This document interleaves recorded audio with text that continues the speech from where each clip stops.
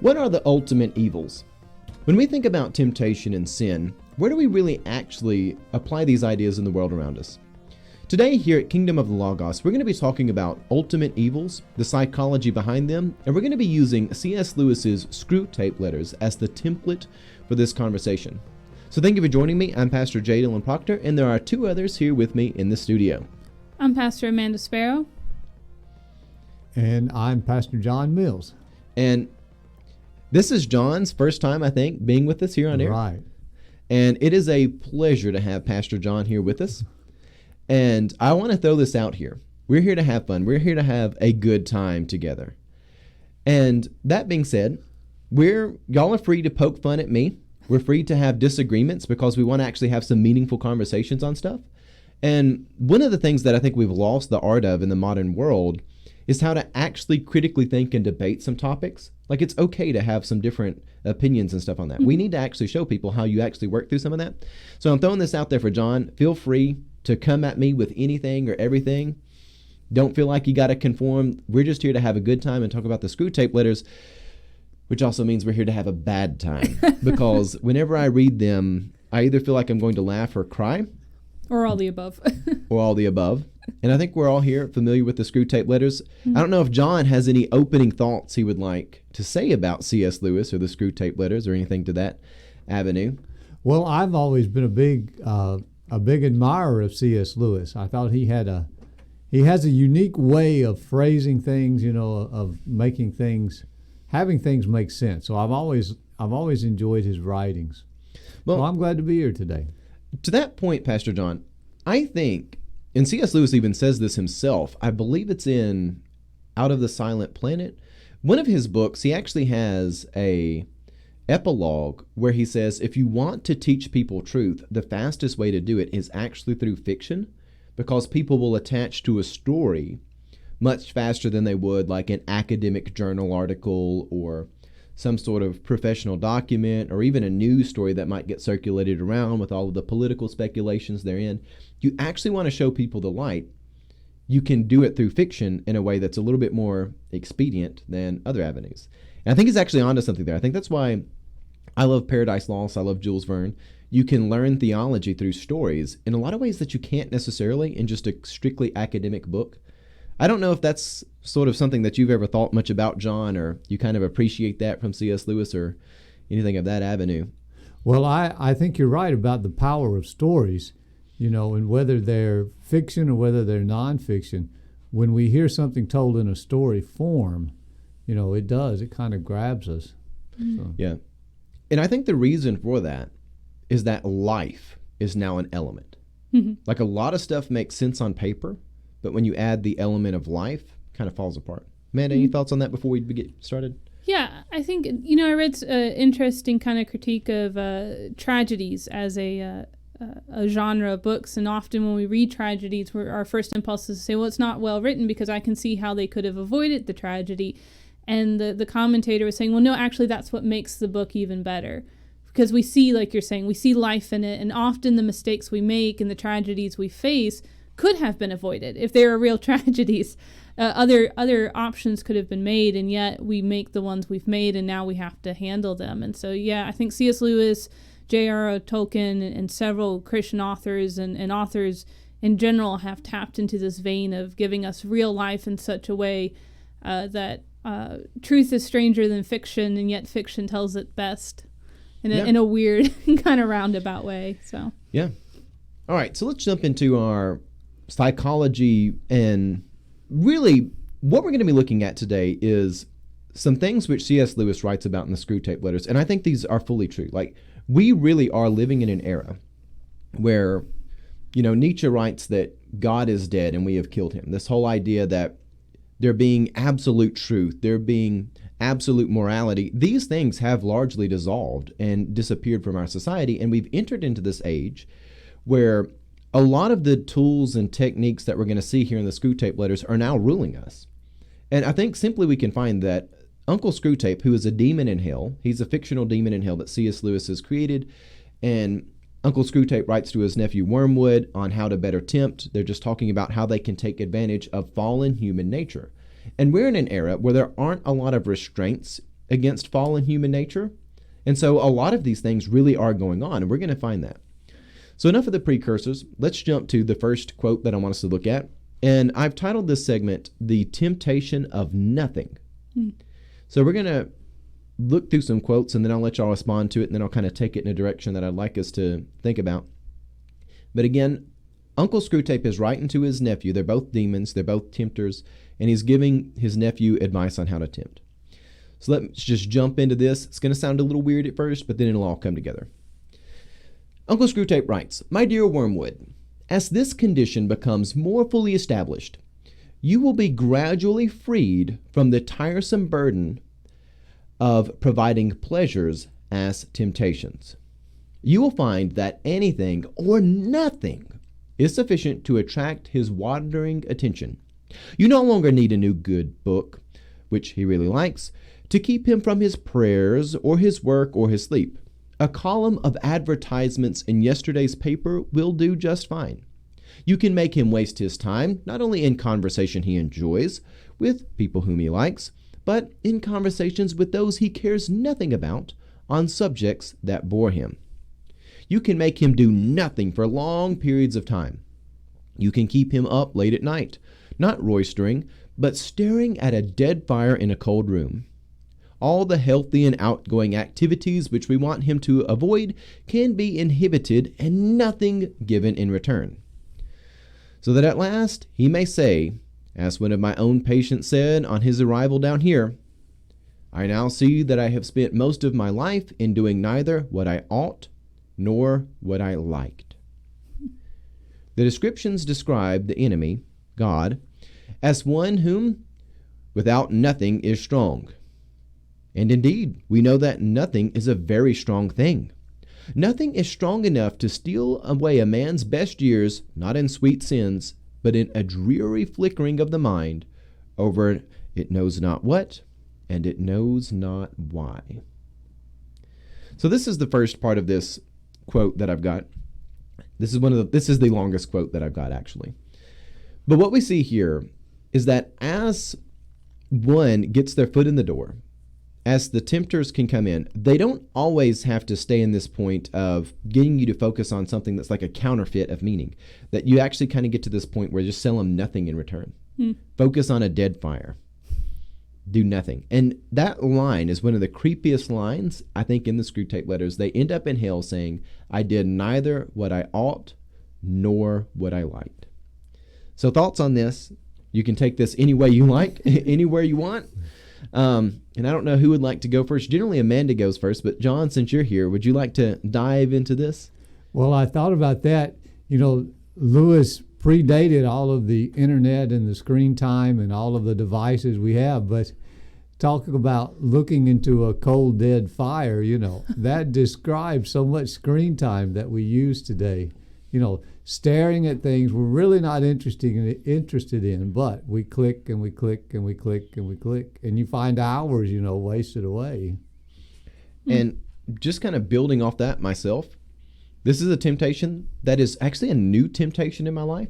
In the past, I never really cared to be on Facebook or social media, but now I've got to where I kind of like to watch Instagram. They have this new like category called Reels where people do stuff with music and like dogs and things. And I can waste a lot of time with that. And it's not very valuable to me. Like, I know that because you'll watch it for like 3 seconds because they're very short, and then you kind of flip past it and your brain never wants to see it again. It was a total waste of time. And John kind of went there. He came over the top rope. This is kind of literally a cold, dead fire. You got this little screen, nothing going on here, nothing in return. Well, I think what's interesting in Screwtape's letter and what he's saying, when he made his list of what the patient should have been doing, he says, if I'm remembering correctly, prayer, work, and sleep. And I like that sleep was included in the necessary list.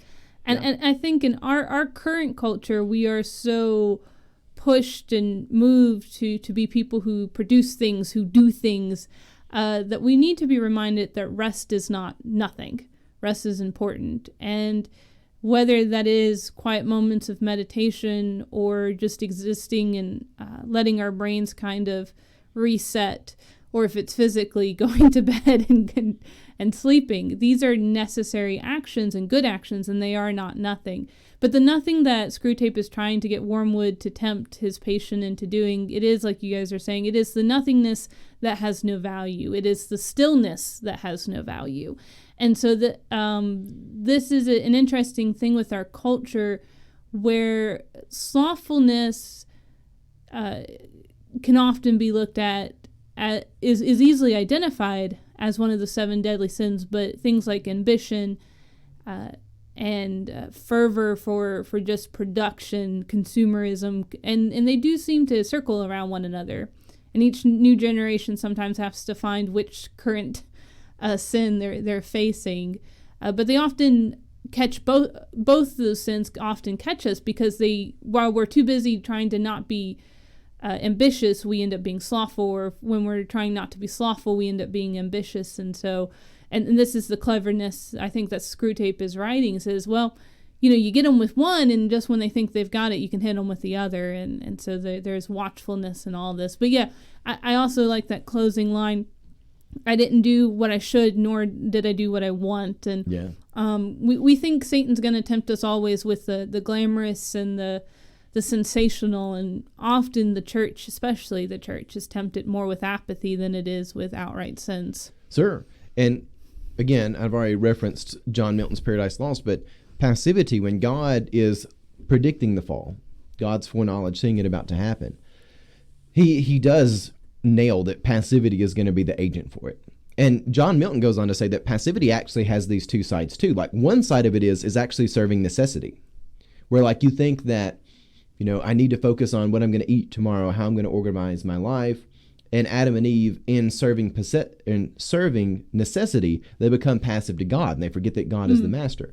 And then there's the other side of that's just like abject slothfulness, where you just are sitting over there doing nothing. And John Milton describes those being as both sides of the same coin. And I think that's kind of what you're saying. Yeah. And John, I don't know if you have any final thoughts on this before we get into the second half of my quote here, which is in the same passage. Well, one thing that stands out to me is, the idea of doing something without really enjoying it, and how much of our modern day culture shapes us toward this just mindless consumption. Yeah. It's not that you're consuming things that you're really enjoying or liking, but you're just consuming for the sake of consuming. You're not even really thinking about it. You think of how people overeat, and they're not eating things that they're really enjoying their food. They're just eating or whatever, and shopping or FaceTime, on the computer, whatever it might be. Well, I want to build off that for a second, because one of the things that I've noticed in our culture is that the adversary wants us to be people of desire while not actually being desirable. And that seems like a weird statement to say, and maybe it's just the preacher's, debauchery of language, me failing to speak things clearly. But we have this heightened, we've just elevated a lot of superficial things that are kind of impulsively desirable, but aren't long-term meaningful. Like even things like lust. Like we teach kind of people, like our whole culture through movies, through art, through television, kind of teaches people to act in a really lustful and licentious way. But nobody really wants to marry that. Like it might make for some good sensational content, but nobody really wants that long term. Like it's very desirable for about 5 seconds, and then then it becomes undesirable. Like you actively want it to go away. I mean, that's how stuff like pornography works. Like it's really lustful for a moment, and then you want it to leave until the next time the urge comes. The adversary, kind of like John says, this ever increasing desire for more and more things to consume, but then I also kind of hate it. Like I didn't even eat anything I wanted. I don't know if y'all wanted to speak to that, but I see that in behaviors and everything in the culture. One of my favorite C.S. Lewis quotes is the idea, and I'm not quoting him, but the idea that God doesn't find our desires too strong, but too weak. And that's exactly what you were saying. Yeah. Let's get into the second half of this, because this is, these lines, they're creepy. They make me either want to laugh or cry, because this is ruling us right now. And this is where the temptation of nothing really comes in. So let me read this real quick. It says, "You will say that all of these are very small sins, and doubtless, like all young tempters, you are anxious to be able to report back spectacular wickedness. But do remember, the only thing that matters is the extent to which you separate the man from the enemy. And of course, the enemy is God. It does not matter how small the sins are, provided that the cumulative effect is to edge the man away from the light and out into the nothing. Murder is no better than cards if cards can do the trick. Indeed, the safest road to hell is the gradual one, the gentle slope, soft underfoot, without sudden turnings, without milestones, without signposts. I'll just open the floor to that.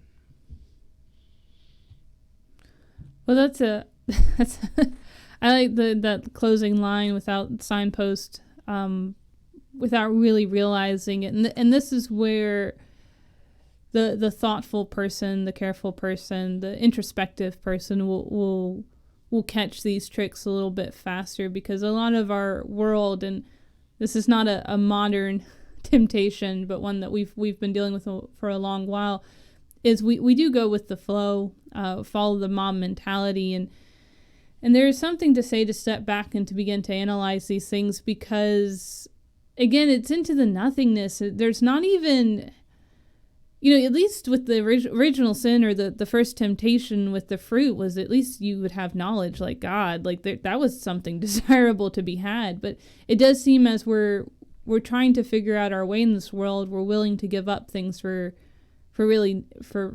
nothing. And whether that is because we're too busy or drowning in kind of the chaos of the world, we don't always see what's coming up ahead. Yeah. John? Well, one of the things this reminds me of is just how casual evil can be. I mean, we have the idea of evil as being something, at least dramatic and horrifying and whatever. And so much of evil in our culture is not those kind of things. It's just kind of a casual evil that does incredible damage to people. But it's casual is the word I think of. Yeah. And building off that, the whole title of this program is Ultimate Evils. And I think there is an ultimate evil in that casual nothingness there, where it's not dramatic. It's just totally under the radar. And if something has a sign, you can see it, you can point to it, you can measure the problem. But so many times things come in. And I think this is what's happened with, we're hardwired to be religious. We're going to get to some more of those ideas throughout this book, this idea that we're wired to serve different things. But whenever people are separated from God, they're going to find some way to work out those natural hardwirings. We're supposed to be a servant to someone, but then we're also to have dominion over the earth. And when all those things get out of whack, we oftentimes make idols. We become terrible tyrants who dominate one another, as opposed to subduing the earth and keeping God's order or something like that. All these things get out of whack. But when the signposts aren't there, it's easy to just go along and not even recognize it's happening. And there's something so destructive about that. And here's where I want us to go back to the conversation of consumerism. And I want to be very clear on what I'm about to say here. I'm not taking it for consumerism. But an observation I have made is that where consumerism was very prevalent in the past, and this idea of going out to buy a lot of items and purchase stuff, we've now degraded into like a deeper level, almost like a cancer, which has different stages. Like stage 1 of consumerism is want to buy a lot of items. And then like stage 2 is I don't even want the items anymore. Mm-hmm. Like they were so meaningless to me that I've now got to another point where I'm in something else that's meaningless. And there's this kind of Nietzschean nothingness where just nothing has value. And I kind of think that's where we've degraded to in our culture. And you can definitively look in like the last few generations of American history, especially after World War II, this idea of we have this big boom. We have, you can look at the history of automobiles and see how in the 1950s and 1960s, like every year of car looks different. They're doing major revisions to bodywork. People are going out there buying a lot of stuff. All these things are coming out. People are buying and buying and buying. And yet now, a lot of people when they turn 16 don't even want to get a car. Like there's not even the desire to go out and consume in that way. But the psychology's still there. It's just largely gone to like screens and things of that nature. So again, no one interpret this to say I'm taking up for consumerism. But I think we've moved to where the nothingness, because we didn't know how to value, we were trying to value items and things of that nature. That wasn't fulfilling. our culture's kind of deteriorated a little bit further to where the chaos has just grown. And like chaos, it often doesn't have milestones or signposts. But any thoughts on that, on how things have deteriorated from just the lust of objects to now kind of a general just nothingness wandering? Any thoughts on that? Yeah, I think I'm beginning to see also, I think we were talking in our show prep a little bit, this pendulum swing of consumerism and kind of nihilism. And there's almost this third option that's coming into play that I'm not quite sure I can articulate yet, that where we've seen maybe one generation, they try to fill the void, and the other generation's like, well, it's just a void. Let's just, exist in the void. Yeah. That now there's a group of people who are saying, okay, let's try to start assigning value to things. Yeah. And it's not quite consumerism. It's a little bit more hopeful than nihilism, but it's this lostness of trying to find value, but never quite putting our feet on anything solid. Yeah. And it's like, okay, we've seen the sins of our of the past, and we've excluded those options, but we're still just not certain on what's going to fill the void. Yeah. And that nothingness. So the nihilism that killed God, according to Nietzsche, is being killed as well. But we're just not finding then what replaces it, because but yeah, there is an interesting. And these movements are not clean cut, right? So it's not just strictly consumerism into nihilism. Right. These things feed into each other in such a dynamic way that it's not always easy to segment them out. But yeah, I have seen that in our culture, and it's interesting to see, though, how various people are interacting with those things. Right. And kind of looking at the methodology Screwtape outlines here, because interestingly enough, everything we've read is on the topic of prayer. Mm-hmm. So you start off by getting the man distracted from his prayer life with pleasurable things. You get him to do something fun. But then after a while, you don't even have to do that anymore. Then you can just get him to stare at like a cold, dead fire, or go eat an onion or something miserable like that. Which there is a line in the Screwtape Letters of somebody that goes to hell being a glutton on onions, which is just a terrible thing. If you're going to be a glutton, onions. But you have this going on, and then eventually you get to the point where even the spectacular wickedness doesn't matter that much to the demons. They're fine. If you can just get somebody to just waste their life on cards, go for it. The whole goal is anything which separates them from God. That's the goal. And reading through this and comparing this to our modern world, you can see how these different movements have happened. And this is where things get really scary to me, because biblically we know that something always does come and fill that void, whether it be some golden calf that people build, the beast in Revelation itself, like kind of the big one there towards the end. But you always find something kind of steps in to fill that void a little bit. And that's what really bothers me, is something generally steps in the void. Like the consumerism, which is a serious problem, that doesn't make people healthy and whole creatures. Like buying a bunch of stuff doesn't make you healthy and whole. Not going to, no. The nihilism, not going to make you healthy and whole. Like none of this stuff makes you healthy and whole. But people are hungry to have that whole filled. I don't know if anybody wants to have any response to all that or not. John, it's been a while since you've shared. I'll let you kind of pick up there. Well, I don't know how much I can add to what you said, but the idea of consumerism, to me, the idea is that stuff, I'm going to have stuff to make me happy. Yeah. And to me, you can be very consumer minded oriented without actually having the stuff. Yeah. You can be very poor and still be a very big consumer, because your mindset is that's what I need in order to be happy, in order to be fulfilled, in order, As much as I want to go on to the next topic, we do need to park here for just a second, because this is talking about the ultimate evils. One of the things that we also know about evil in our world, it really is able to metastasize in a culture once it corrupts the church. We've seen this historically. Whenever things go awry, for instance, in things that go wrong in Britain, once the king kind of has that influence over the church, a lot of wicked persecutions and things happen. The same thing happened when the church went from being in a force within the Roman world to once the Pope and the emperor kind of got, pretty tight with one another and being on the same coin, then oftentimes they started abusing even their own people for money and things of that nature. A lot of wicked things can come in that. Well, when consumerism affects the church, when that makes it into the pulpit, the place that people are coming legitimately, the place that should be the instrument God has chosen to help people become healthy and whole, when something like consumerism and nihilism plants its flag there, that then Screwtape really has some power, like some legit power when the nihilism, the consumerism gets there. Do either of y'all have any thoughts you want to share on that? Because I actually think you can explain a lot of our modern kind of the apostasy we've had as a culture of people walking away from Christ. I actually think you can probably lay a lot of that at the feet of designing churches with a consumeristic mentality. Oh. And I think that's something to talk about. Yeah, no, definitely. And I think what's fascinating about that debate, like we talk about kind of seeker sensitive, which I feel like my parents dragged me to a church seminar when I was still like upper elementary. So this is a 20-year-old debate, which was probably more than 20 years old at that point even. But there is this weird thing that happens with that, consumerism. It's like, oh, we need to make church accessible. And you're like, yeah, of course church should be accessible. Like, did you sleep through the incarnation? Like, what?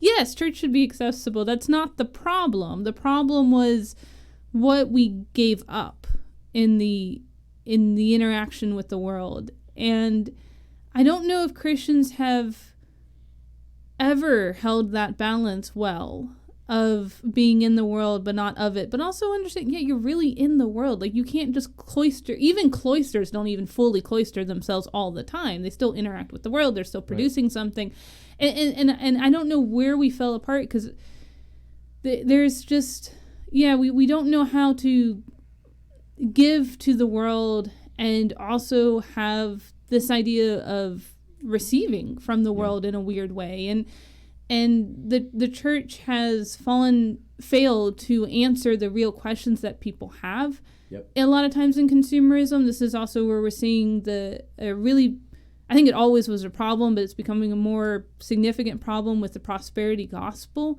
Yeah. Just too many bad things have happened in our world, and in the last few years, they've happened a little bit more condensed for us to keep saying these things about, well, you just have to have enough faith, or God wants what's best for you. And yes, God wants what's best for you, but that best doesn't always, like, again, they kind of crucified Jesus. The best thing was suffering and pain on a cross. So there's this weird dynamic that happens even within our gospels, within the life of Christ, the life of the church. And like you said, when the church has decided to give up that difficult message and that difficult searching and balancing act for something easy, like whether it is to be a people of power or a people of apathy, which the church has really fallen into that recently, I think in a weird way, where we were the church in power with Rome or with the kind of the popes, and we gave that up, and rightfully so, because it was corrupting us. But then in turn, we just kind of gave everything up. Yeah. Like, we were just like, fine, we'll just fade into the background of culture. We don't need it. And like, let me be very clear. Those churches or denominations or even movements of the church are like, we got to get our power back. I'm not saying that's a good idea. That's not what I'm saying. I want to be very clear about that. But we've overcorrected. Yeah, you've got to be effective in the culture at the same time. Right, and you can't just sit back and be like, oh, we're going to be apolitical. Guess what, people? The gospel was not apolitical. Yeah. It very clearly had a politics. Now, it wasn't the world's politics. Right. But it very, very clearly had a way in which the church was to interact with the world. Yep. And I think there has to be a place where the church can exist that is not nationalistic nor apolitical. Yeah. And I think we're struggling hard with finding where that place is. And to that point, we've forgotten we're fallen creatures. We've forgotten how we need to restrain sin. We've forgotten how we need to actually have limits in the world on sin. We've forgotten there's actually responsibilities to have in the world in combating sin. Like when you take away the fact that we're fallen creatures, that's where you get a lot of this, in my estimation. But kind of back to the point of consumerism real quick. Like, you take something like consumeristic Christian music. Its purpose largely is not actually to give people like a transcendental experience with God. And many times its purpose is to give people a sensation. And there's no shortage of people, even with groups like Hillsong, who have walked away from the faith, who have been atheists. People have been writing the music for groups like that, who've been like, yeah, we've been atheists for like a long time, but this is a pretty good gig. And like the church has kind of gotten into this, and our ability to think critically is diminished. And I think you nailed it. We were not answering the critical questions, the serious questions, the mature questions that actually are relevant to people in life. It's just been all replaced with nothingness. And I think a lot of that has to do with being more consumer oriented, than it has been to make people healthy and whole creatures. John, any thoughts on this? I think it's been nailed down here, I guess. All right. We'll go along. All right. So many things. We're not getting through all this. We're going to have fun, though. Okay. The next thing I want us to talk about is Uncle Screwtape is writing to his dear Wormwood, because Wormwood's patient, Wormwood's man that he's tempting, has become a Christian, and this is a problem.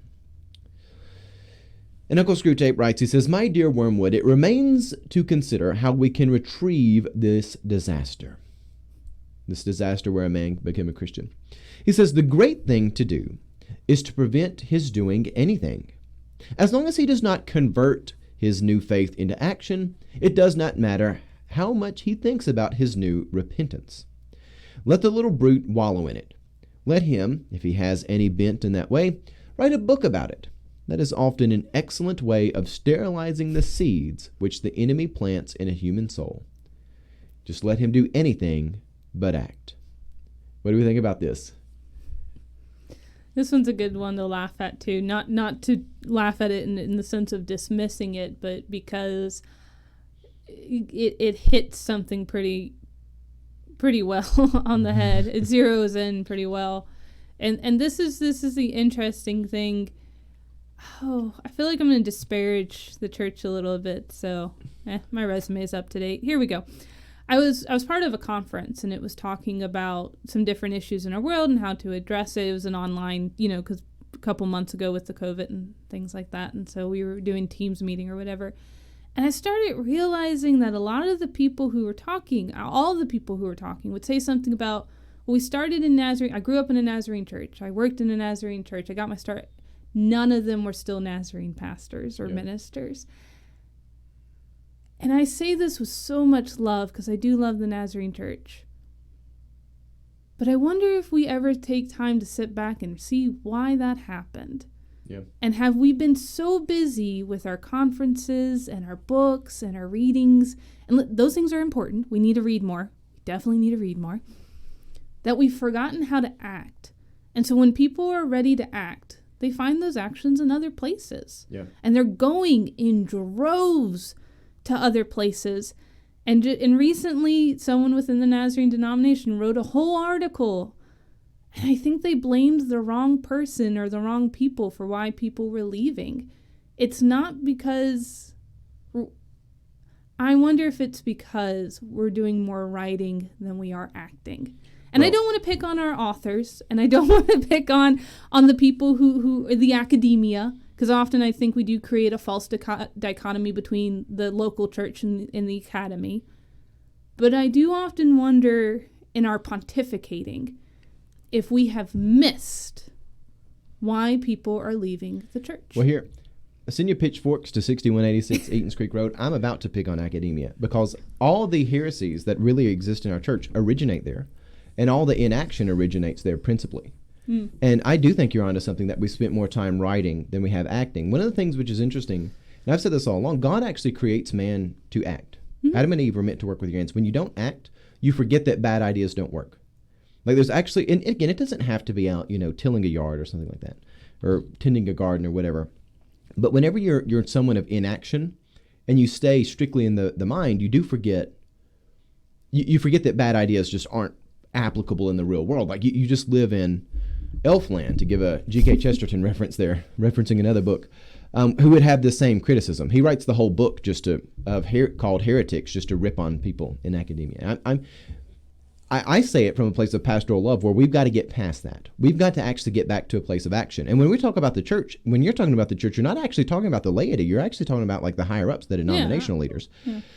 And what we find here is that action is supposed to be sort of the reciprocation. God has worked a grace in our life. He has planted a seed. Well, we should take that seed and do something with it. Mm-hmm. What Screwtape is talking about there, where it's like, write a book, do something that'll sterilize that. What he's doing is take the natural growth of that seed, and rather than planting it somewhere where it'll bear more fruit, where it will replicate that, take that and misdirect it to somewhere that's basically a dead end. There's going to be growth out of a seed that the enemy plants down. The demons in hell know that if God plants a seed, something's going to grow from it. They can't stop that. But what they can do is get that seed to grow in sort of a perverted direction towards a dead end where nothing will happen from it. And I say that as someone who is an aspiring author over here. Like, I actually love books. I've become the person whose whole life is wrapped up in literature, and my whole life is basically an emulation of many classics of literature. But I'm also honest about where we're at. Mm-hmm. And I think that as much as it breaks my heart, I don't want to deceive myself either. I think there's a real problem there, and I think you've nailed that. And I think there was a serious enough problem. There's no accident C.S. Lewis wrote this.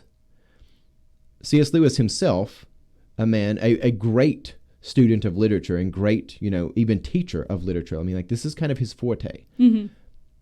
He himself has wrote many books. By the time he writes a Screwtape Letters, this isn't his first rodeo here. He understands that even amongst himself and his own peers, that can be a way that the enemy corrupts you. Mm-hmm.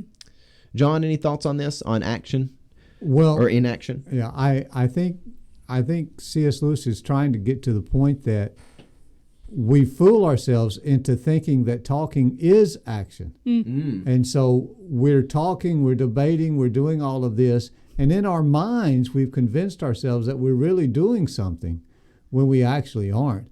I spent a number of years as a Christian school teacher in high school, a high school teacher.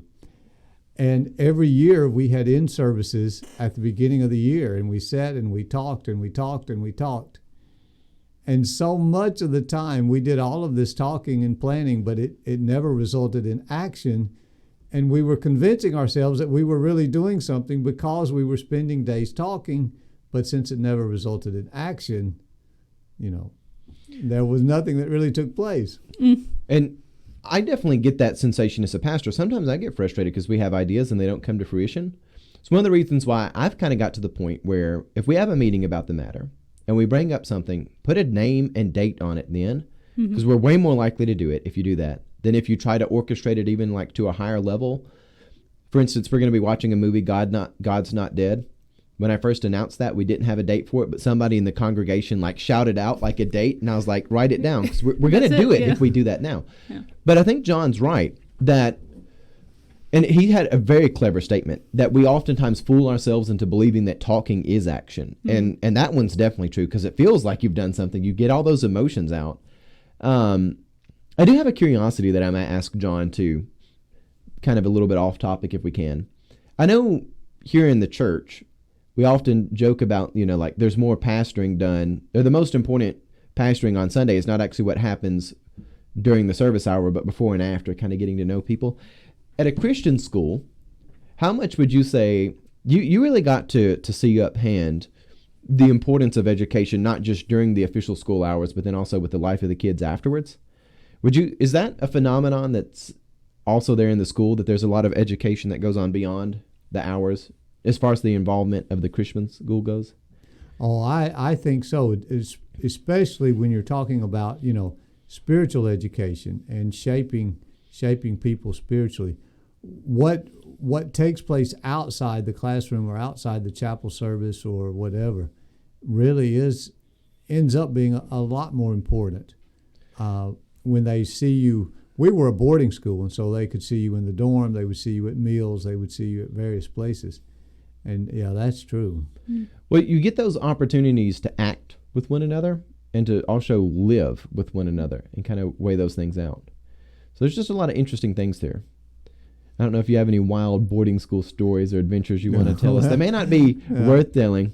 Not really, probably, but yeah, the idea of acting together, and we've gotten into this idea that church is about coming in and either talking myself or listening to someone else talk.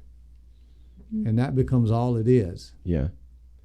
And for the clarification, when I said they may not be worth telling, I don't mean they're bad or boring stories. I'm saying there might be an element of mischief in them that might get people in trouble if we were to say them on air. That's what I'm meaning specifically. The names have to be changed. I don't know if there was a lot of mischief that went on over there. But there was a lot of mischief when I was in school. Okay.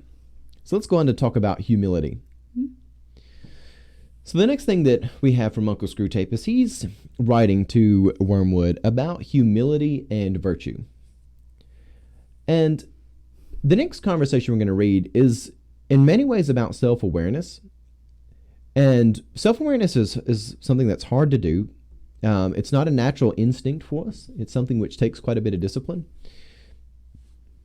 And let me just read this. So, regarding humility, Uncle Screwtape writes, "My dear Wormwood, you must therefore conceal from the patient the true end of humility. Let him think of it not as self-forgetfulness, but as a certain kind of opinion, namely, a low opinion. A low opinion of his own talents and character. Some talents, I gather, he really has. Fix in his mind the idea that humility consists in trying to believe those talents to be less valuable than he believes them to be. No doubt, in fact, they actually are less valuable than he really believes them, but that is not the point. The great thing is to make him value them as an opinion for some low quality or any quality other than truth." So this is a mouthful, but basically, we in the modern church have also forgotten what humility is. Humility is not about having a low opinion of yourself. It's about having a proper opinion of yourself. It's about recognizing that I'm not the master of all creation. I'm not the God who spoke the heavens and the earth. I'm not even this immaculate idol that I worship myself and ignore God. No, God is the master. I am God's servant, and I have my opportunities to obey and serve him. But then also, I have been given a unique place in creation. Adam and Eve are made in the image of God. They have unique qualities. They have unique abilities. They have talents that God expects them to make good on.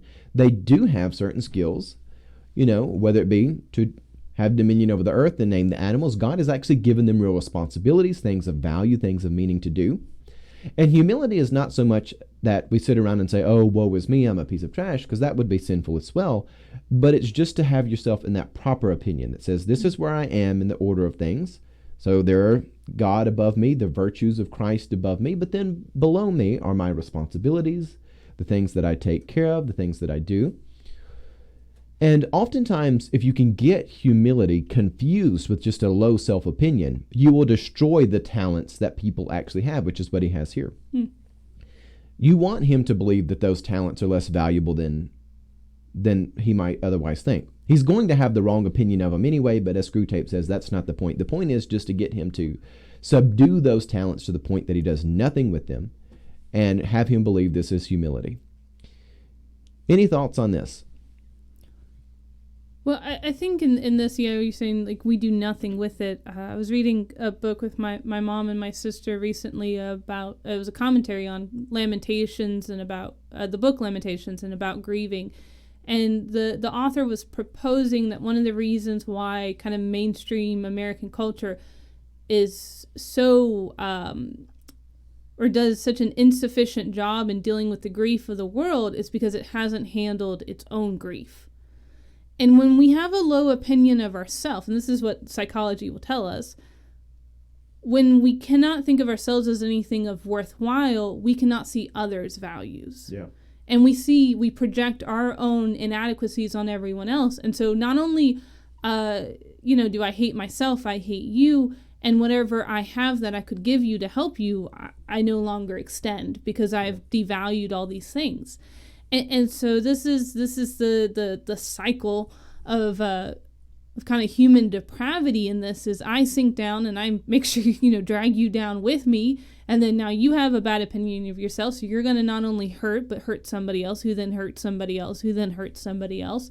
And it takes something to stand up and say, yeah, no, I may not,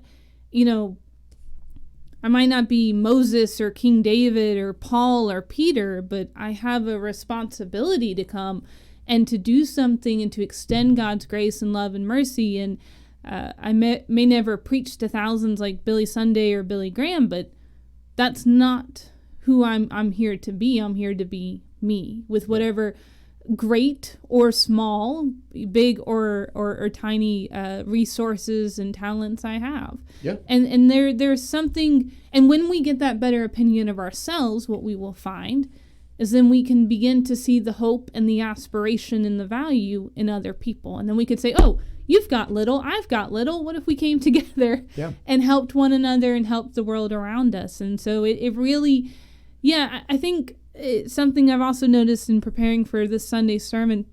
We want to dichotomize individuals versus the community or the community versus the individual. And that's never what the church is supposed to be. It's not supposed to be me versus us or us versus me. It's just, how do I exist within us, and how does the us exist with all the I's? And so this is, it's more of a flow than it is a battle. Right. And once we begin to see that, we can really, again, we see our value and we begin to see others' values as well. Yeah, and to kind of that point, we are an individual that lives within a collective. And you can't love the collective or in a real, meaningful way if you don't first uniquely value every individual and person in there as being a unique soul that needs to have God in their life. I mean, this is one of the things which is so unique about Jesus, is he actually comes and cares about the people of Israel on a personal level. Like, I care about you as Matthew. Like, you're not just a tax collector or a sinner. Like, I know what's going on in your life.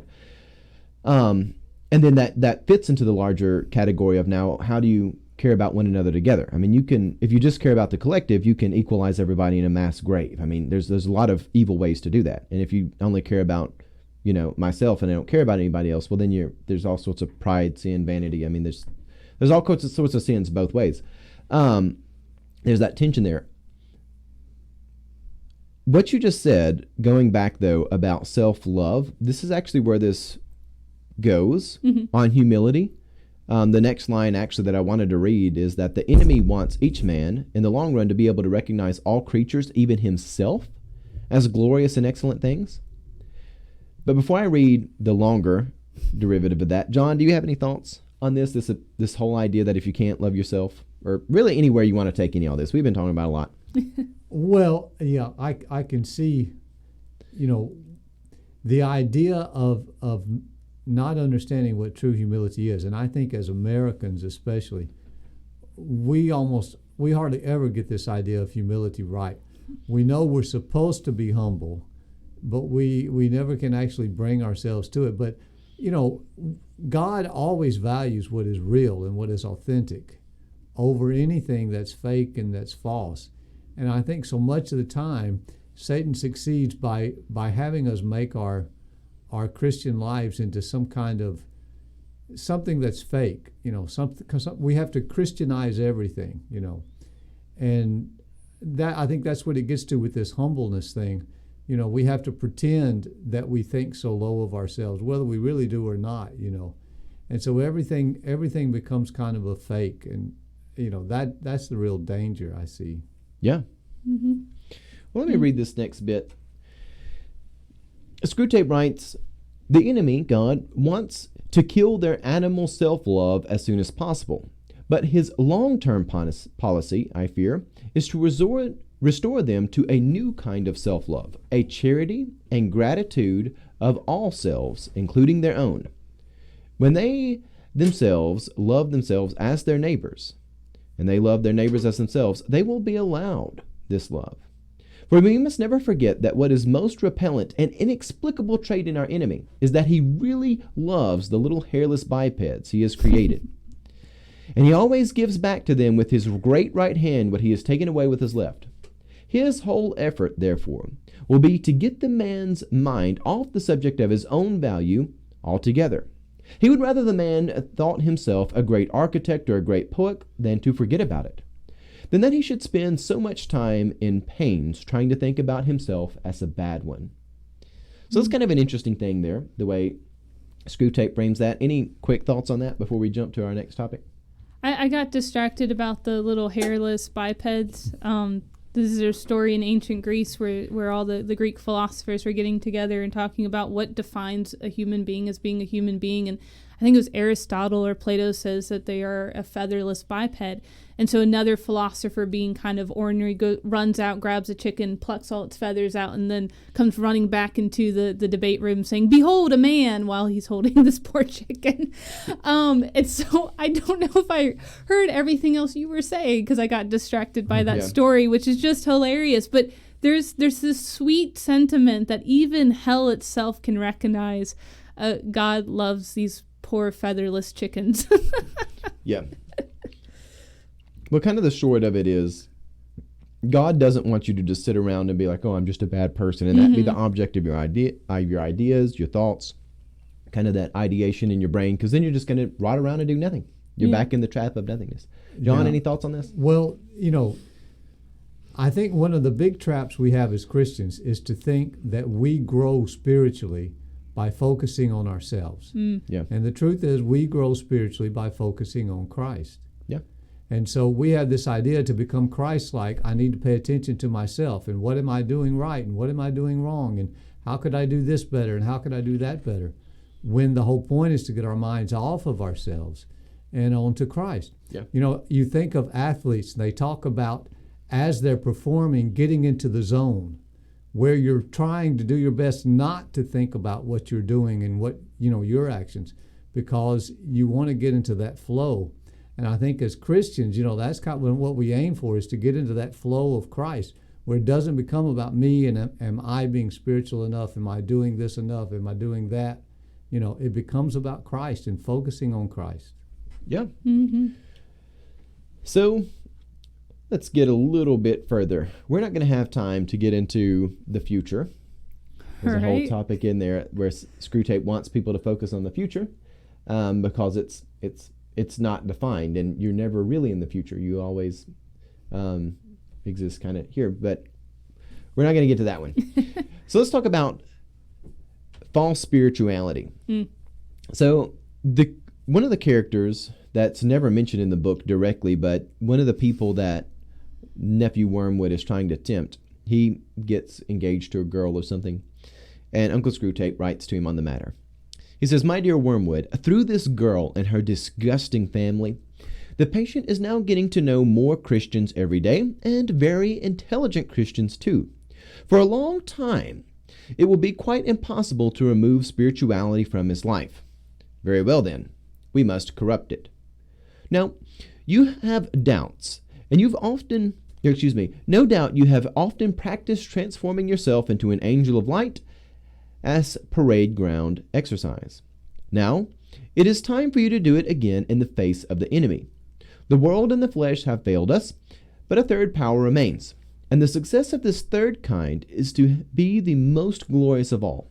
A spoiled saint, a Pharisee, an inquisitor, or a magician makes better sport in hell than a mere common tyrant or debauchee."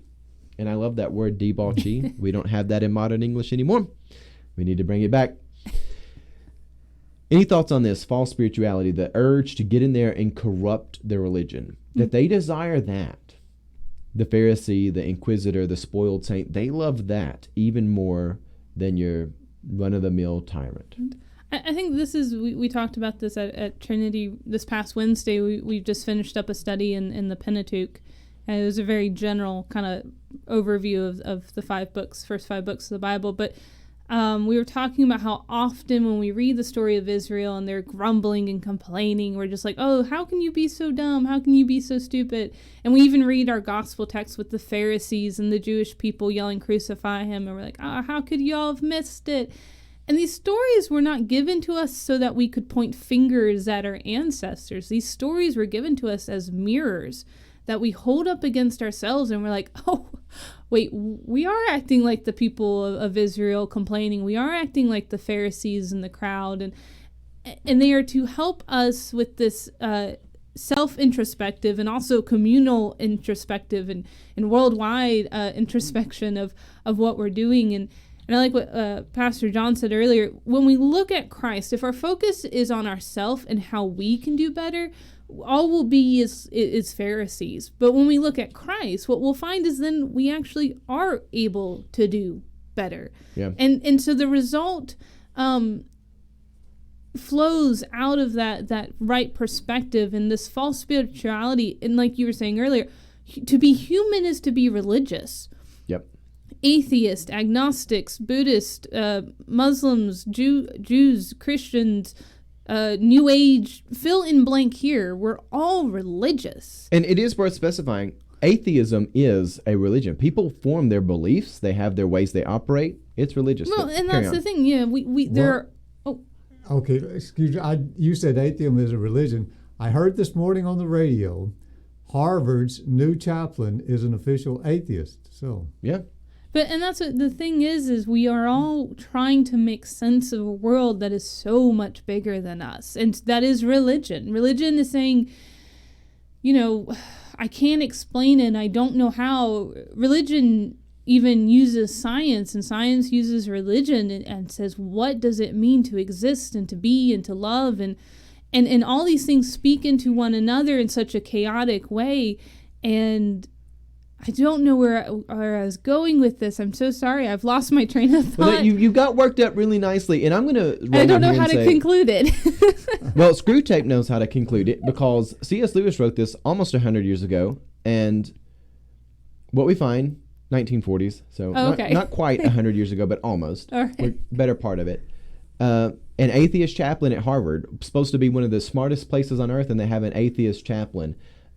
Just on the face of it, on the face of that, the juxtaposed nonsense, the illogical, unreasoning, unborn chaos that is. But that shows you that Screwtape is exactly right. The way you corrupt people, go to the biggest university you can find, get their chaplain, and have it be an atheist. Like, that, if that isn't something that Screwtape would put his stamp of approval on, like, nothing is. Oh, I regained my train of thought to jump in. But the thing is as we look in our world and we see that we all are spiritual beings, we all crave something to answer us, to speak into us. This can either further divide us, or it can begin to open our eyes and our ears to see how we can speak into one another and say, oh, that thing you've been looking for, actually it's been right beside you all along. And the atheist chaplain at Harvard, I'm not saying he or she has the answer, but there may be that story, that way that culture is moving, may be this huge neon light, if only we have eyes to see and ears to hear, that begins the process of us thinking of where actually God is and God is working and who God has called us to be. And there's going to be a fascinating response, I think, in this, that we do not have to, hell will corrupt our spiritual desire for wanting the void to be filled. And God has already extended everything that is necessary for us to find fulfilled lives. And it is only living into that is up to us, is whether or not we're going to live into it or not. And I think some very interesting things are happening in our culture. And that's what I was saying like earlier with this this interesting interaction between consumerism and nihilism, is we're going to be trying to find value in what we do and who we are. And we're going to take a lot of terrible missteps. But see, this is where I often say we live in interesting times, but we really live in demonic times.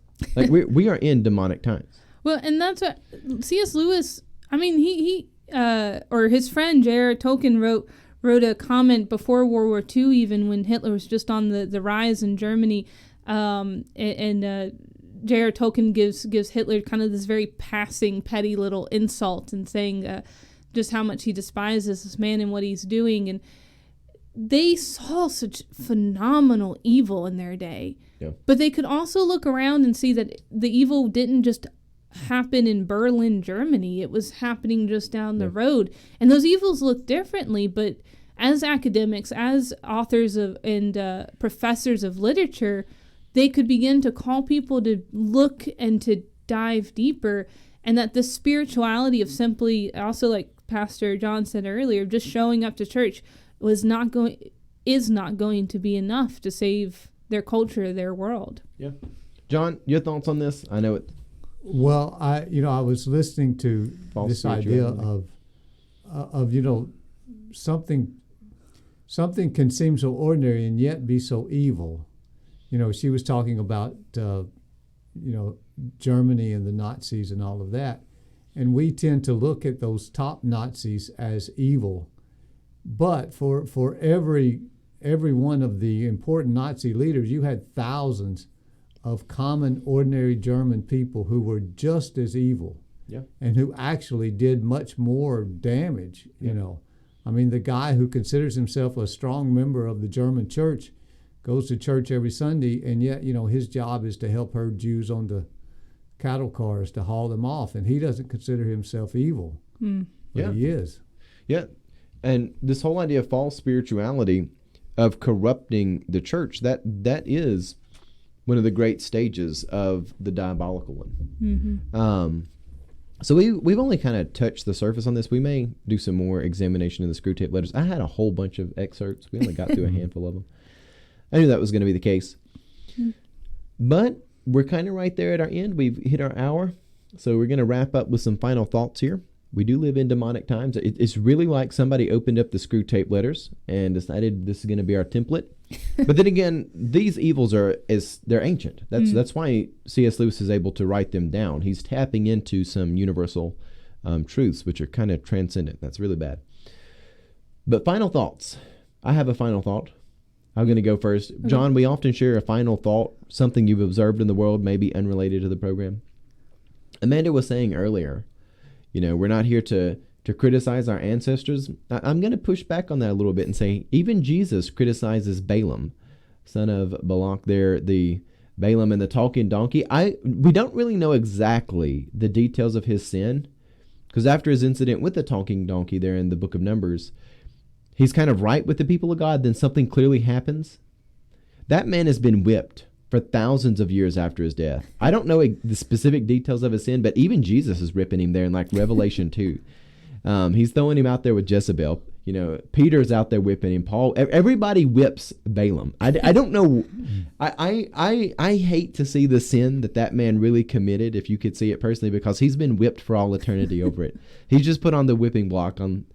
I can only imagine for the last 1,000 years or so, somebody every day, if not every minute, is whipping Balaam. at any given, his torment has never ended. So I'm just throwing that out there for fun. And I feel like I should clarify then, I think we should be very critical and we should hold our ancestors accountable. I've got some very, very choice words for some of our biblical characters if I get to have them with them in heaven. But which I was just kind of joking. Yes, there, I get that too. But yes, we should be critical. But if our criticism stops at them and never turns on ourselves, then we've missed the picture. But yes, that got me thinking. I never realized. This is something we've also talked about at Trinity when we went over Numbers. Was we often reduce a lot of our Pentateuch stories or Torah stories to like cute little children's stories, like Noah's Ark and crossing the Red Sea and Balaam's donkey. We reduce these to just like little bedtime stories, and there's some terrible and frightening and also awesome things that happen in these stories. And I think once we hit Advent, I follow the lectionary from Advent to Trinity Sunday. But usually in ordinary time, that second ordinary time, I fill it with a different sermon series. And I think next summer I'm going to do a sermon series based on the Bible stories that we often are told as children that we don't always go back to as adults, that we really, really need to. So that's my final thought. Well, I mean, even Balaam there is right there next to Korah and his rebellion, Do not die. Whole. Do not die, do not pass go, do not collect $200, don't even wait to be judged, just straight to Sheol. Straight. John, do you have any final thoughts? This can be a pastoral epiphany, something that hit your mind, anything? Well, I wish I had more epiphanies, but I don't know if I do or not. But in talking about C.S. Lewis and looking at how we're tempted, Satan uses deception. And the biggest deception is to keep us from being aware of ourselves and to keep us from being aware of God. Amen. And I think, in our society today, if that doesn't describe us, a total lack of awareness of who we are and a total lack of awareness of who God is. So, Amen. Mm-hmm. Well, John, it's been an absolute pleasure having you on live with us. You're always on our channel. On Tuesdays, you come out on our channel, but you're not here in the flesh with us when we have our group together. It's been so fun. With that, we thank you for joining us. God love you, and have a blessed day.